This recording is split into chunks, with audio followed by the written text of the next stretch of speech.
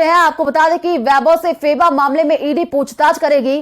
प्रवर्तन निदेशालय ने वैभव को गुरुवार को समन जारी कर तलब किया था। जांच एजेंसी ने पहले उनको शुक्रवार को तलब किया था, लेकिन फिर पेशी का समय आगे बढ़ा करके 30 अक्टूबर कर दिया गया।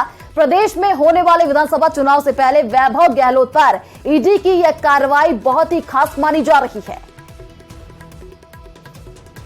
राजस्थान सीएम अशोक गहलोत के बेटे वैभव गहलोत इस वक्त ईडी दफ्तर के बाहर पहुंचे हैं। आज उनसे ईडी पूछताछ करेगी।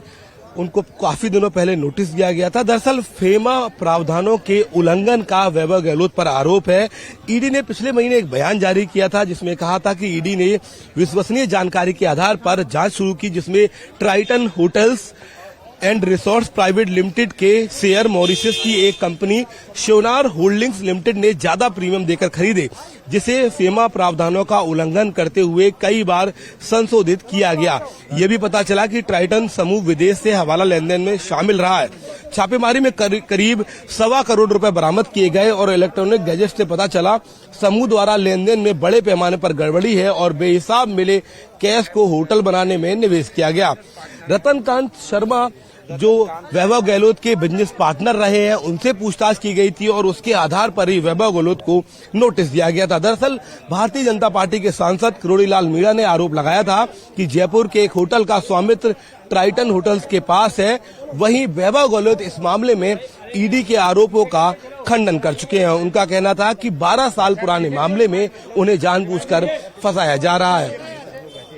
पहले वैभव गहलोत को ईडी ने दूसरे समय पर बुलाया था, लेकिन अब आज वो पूछताछ के लिए पहुंचे हैं। रतनकांत शर्मा से पहले पूछताछ हो चुकी है। अगस्त सितंबर के महीने में ईडी ने दिल्ली, जयपुर, मुंबई, जोधपुर समेत तमाम जगह रेड की थी, जहां पर 1.25 करोड़ रुपए मिले थे।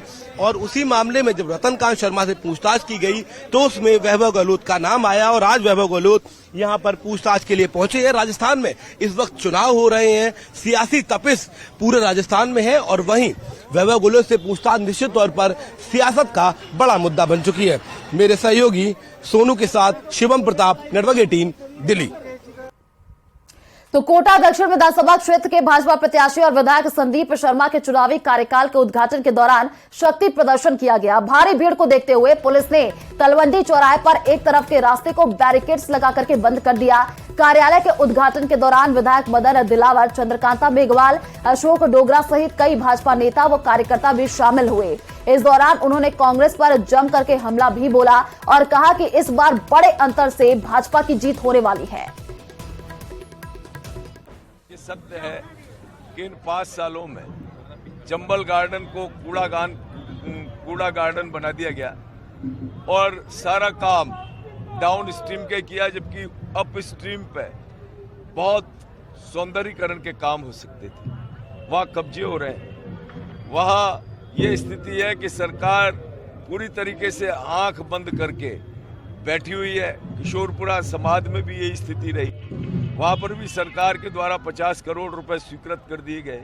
तो ये सारी ऐसी स्थितियां हैं जो दिल में लोगों के दुख है।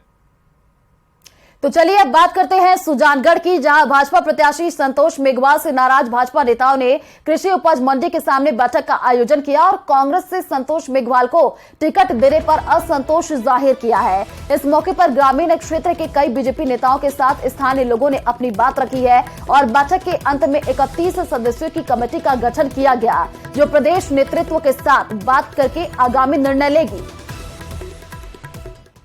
सुजानगढ़ विधानसभा से करीबन 200 जो मुख्य कार्यकर्ता है, बीजेपी के मूल कार्यकर्ता है, उनकी मीटिंग थी, जिसमें यह निर्णय लिया गया है भाई ये जो टिकट दी गई है ये एकदम सरासर गलत है, क्योंकि बीजेपी के अंदर कांग्रेसियों को डाल के और बीजेपी के जो मूल कार्यकर्ता है उनको मारा जा रहा है। तो इससे अच्छा हमें बीजेपी को वोट कांग्रेस को दे, तो इससे अच्छा तो हम कांग्रेस को दे तो अच्छा है। भारतीय जनता पार्टी के कर्मठ कार्यकर्ताओं की एक बैठक रखी गई और उस बैठक में मुख्य मुद्दा ये था कि चूंकि भारतीय जनता पार्टी ने जितने भी आज कार्यकर्ता यहाँ इकट्ठा हुए हैं, तो चुनाव से पहले उनसे किसी प्रकार की कोई चर्चा नहीं हुई। तो आज सभी कार्यकर्ताओं ने यहाँ बैठकर एक सामूहिक निर्णय लिया है। एक 21 आदमियों की एक कमेटी बनाई है और ये 21 आदमी जो भी सामूहिक रूप से निर्णय लेंगे प्रदेश स्तर से जो इनकी वार्ता होगी और जिला स्तर से जो इनकी वार्ता होगी, वो वार्ता करने के पश्चात ये सभी कार्यकर्ताओं को अवगत कराएंगे। तो विधानसभा चुनाव की रणभेरी के साथ बालोतरा जिले की बैतूल विधानसभा की तस्वीर भी साफ हो गई है। यहां त्रिकोणीय मुकाबला है।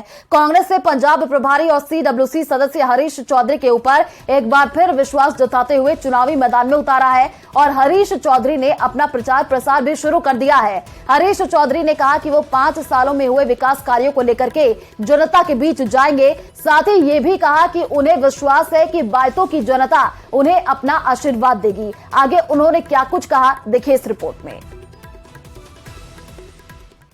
राजस्थान में विधानसभा के चुनाव की बुगुल बजने के बाद में लगातार नेता अब फील्ड में जा रहे हैं और बाड़मेर जिले की बैतूल विधानसभा पे पिक्चर अब लगातार क्लियर हो गई है और इसके साथ ही त्रिकोणीय संघर्ष हो गया है, क्योंकि आरएलपी ने उम्मीदवार, बीजेपी ने बालाराम और कांग्रेस ने हरीश चौधरी के ऊपर दांव खेला और हरीश चौधरी लगातार पिछले लंबे समय से क्षेत्र में सक्रिय है।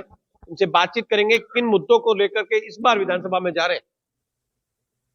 बढ़ते हुए बैतूल हर दिशा में आगे बढ़ रहा है। शिक्षा में क्रमोदय विद्यालयों के अंदर बैतूल राजस्थान में सबसे शीर्ष 1 नंबर की कॉन्स्टिट्यूंसी में से एक है। पीने के पानी के लिए 11,133 किलोमीटर की पाइपलाइन सैंक्शन हुई, जो देश के अंदर शायद किसी और विधानसभा क्षेत्र में हुई या नहीं हुई, वो एक विषय। 8,000 किलोमीटर तक वो पाइपलाइन जमीन में लग चुकी है। 34,000 से ज्यादा ढाणियों में विद्युतीकरण हो चुका है। 1100 किलोमीटर नई सड़क और 275 किलोमीटर 5 और 7 मीटर की चौड़ाई की सड़कें स्वीकृत हुई है। 9 पीएससी हुआ करती थी बैतूल विधानसभा में जिस दिन मैं विधायक बना, आज 19 पीएससी। 1 कॉलेज हुआ करती थी, वो आज 5 कॉलेज है। 300 राजस्व गांव है, 38 ग्राम पंचायत है, 3 उप तहसील है, 2 तहसील है। हर दिशा के अंदर बैतूल आगे बढ़ रहा है और भविष्य के अंदर इसी दिशा के अंदर बैतूल आगे बढ़। तो चले फिलहाल इस बुलेटिन में इतना ही। बाकी खबरों के लिए आप देखते रहिए न्यूज़ 18 राजस्थान। नमस्कार।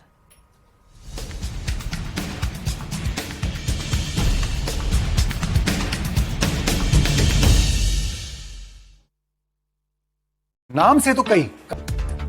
पीएम मोदी आज से 2 दिन के गुजरात दौरे पर रहेंगे। करीब 6,000 करोड़ रुपए के डेवलपमेंट प्रोजेक्ट्स का उद्घाटन और शिलान्यास करेंगे। साथ ही गुजरात के मेहराड़ा में एक सार्वजनिक सभा में लोगों को संबोधित करेंगे। आंध्र प्रदेश ट्रेन दुर्घटना में मारे जाने वाले यात्रियों की संख्या पहुंची 13, वहीं करीब 50 लोग हुए घायल। रेल मंत्री ने वॉर रूम बैठक के बाद राहत एवं बचाव कार्य विजय नगरम में जारी की है। 2 पैसेंजर ट्रेनों की टक्कर से 3 डिब्बे पटरी से उतरने से हुए थे क्षतिग्रस्त। कांग्रेस की चौथी लिस्ट पर रविवार